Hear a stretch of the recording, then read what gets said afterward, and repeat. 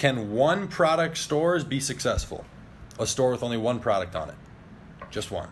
Can that be successful? Yes. Done it. Yes, Jacob. It's good. All right, now follow-up question off of that. What is a better structure? Like if you were to do a one product store right now, and I'm going to use this to lead off into this YouTube video I'm making, because a lot of people were asking me, is it even still possible? Of course you can sell one product on a store. If you were to do that, how would you do it? Not with the marketing or anything, but how would you set up a store? Because normally for me, if I go through and do the research, there's more than one product I want to put on the store. One product is all you need. Yes, depends on the marketing. Most people only stay on the product page. About 70% don't browse around. They stay on that one. One product, then filler products. Okay, funnel, click funnels. Get multiple products that are in the niche. One product plus upsell similar products. Okay. All right, you guys. A frequently asked question, and yes, I'm still crippled for those asking. I will be for quite some time. Very frequently asked question. Hayden, can you still do one product stores? Do they work? Did they ever work? How do you structure that? How do you make sure it's effective?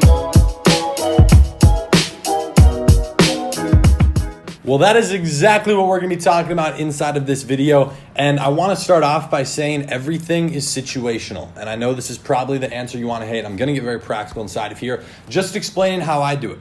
Because what's interesting to me, whether it's making YouTube videos or teaching someone directly, or whether I'm just running something for them or building someone a store, that's my way. The terms are my terms or no terms. You know, like I can only show what I do. I can only explain, tell, and teach what I do. So do other people do different things? Yes. Here's what I do with one product stores. I've ran multiple. Not one of my stores ever has only had one product forever. It started with one multiple times. Actually, my second ever store after the very successful fidget spinner store that didn't do all that well, got like a few $100s in sales like kind of right away off the bat. That was only one product in the beginning. But here's what I do, and this is going to be how I explain the structure. If I have a product idea, okay, I see a trending product, again, I don't look for a niche, I look for a product first, and then I find ads based around that. So what I do with all my stores, not even really all of them, because now I start with multiple products, but I'll take one product and I'm more than fine with putting just one product, literally just one on a website and marketing that. Because guess what happened? Have you guys ever used a heat-seeking app from inside the Shopify store? There's probably 20 of them, where it basically tracks where your customer goes. I would recommend you do the free trial for any of them. Just pick one, do the free trial just to see where they're going. Because what I found is about 70% of your customers don't actually leave that single product page that you send them to. So what does that mean for you?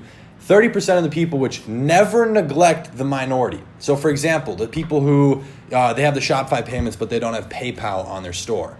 You're going to lose 20 to 30% of your customers, and don't take that for granted. That is 20 to 30% of your customers. Like that right there could eat up your margin. So when it comes to something like having other products, that's what's called a filler product. So every single time, which has only happened twice, where I actually launch a store and start an ad where there's physically only one product on the store, very shortly thereafter, I'm adding in others. And the thing you want to focus on is it's totally fine to build a one product store. It's going to take you less time. It's going to be very easy. It's very easy to make it look good too. But if it starts working, you're going to want to very quickly build it out into a full store and even into a brand, which means adding those other products. Here's my biggest con, kind of the negative piece that I see on people who do this, because I don't do this anymore. It takes almost no extra effort to go find other products. And when I launch a store and I bring people to it, like I start my first ad, let's say I'm running a freaking traffic or engagement ad, and people come to the store. I want them to see something that's legit. I want them to look at the name of my brand and say, hey, that's cool. Like they have all this stuff. It looks good. It's laid out. You can't really do that with one product.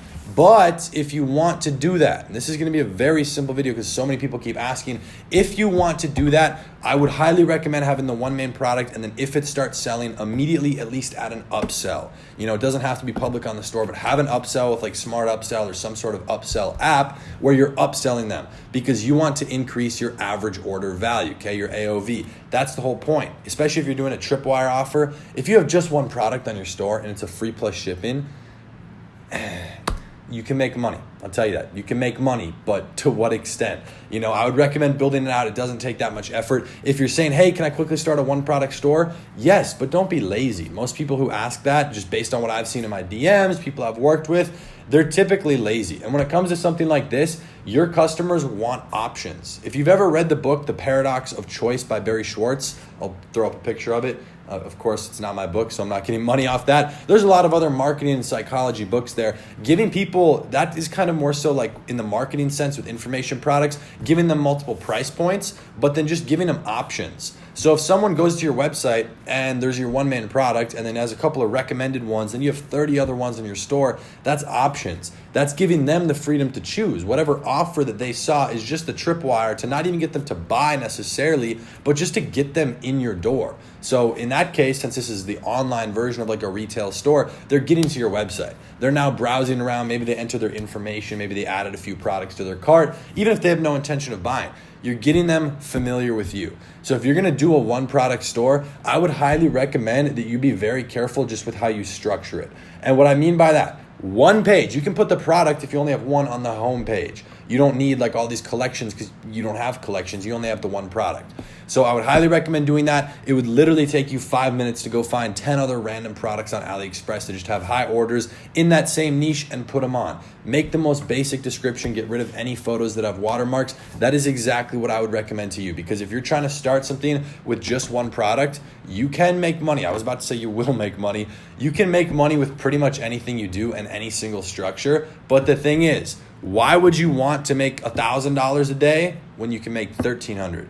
Why would you make $1,000 a day when you can make $1,500, $2,000, $5,000? You know, it's like, why are you kind of limiting yourself with that? I personally believe that one product stores only have a kind of a cap. You know, there's like a certain potential, because what happens when someone buys that? You know, the whole goal with the one product store, in my opinion, is to figure out if that product's actually a winner and there's an audience. If you're starting to see that and you're getting orders, immediately build out the rest of the store. Because what happens when someone buys the product? There's nothing left for them to buy. You can't upsell them on anything else. There's nothing else to offer them over email. Unless it's like Russell Brunson selling all these supplements through all these funnels, you can't just keep upselling them on more and more of the same, you know, necklace or freaking fidget spinner or whatever it may be. You know, so you're going to want to make sure that you have that structured correctly.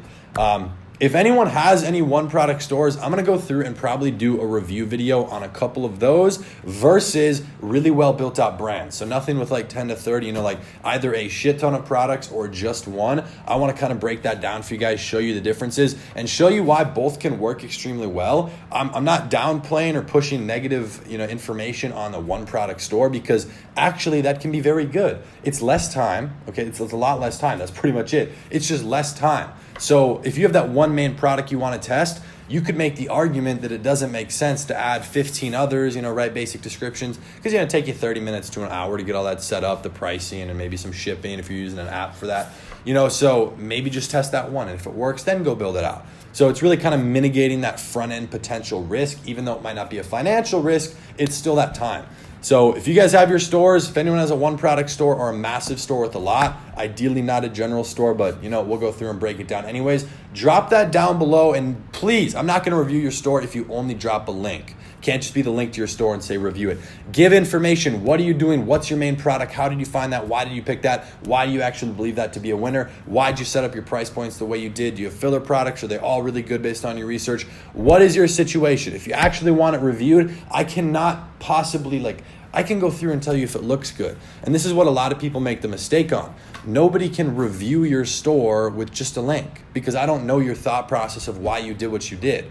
So I can't criticize it negatively, because I could be making an incorrect statement, which I won't ever want to do.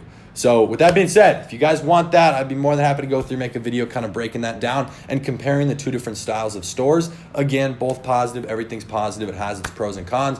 Drop that in the comments down below. Other than that, if you guys have any more questions, you know where to leave it down below as well. And if you enjoyed the video, be sure to drop a like. And as always, we're at what are we at? We're at 83,000 subs or something. Like, you guys are crazy. We're closing in on 100K. Help me get there. I do appreciate the support on every single video. Join the family, join the gang by hitting that nice like and subscribe button. And with that being said, I'll see you tomorrow in the next video. Peace.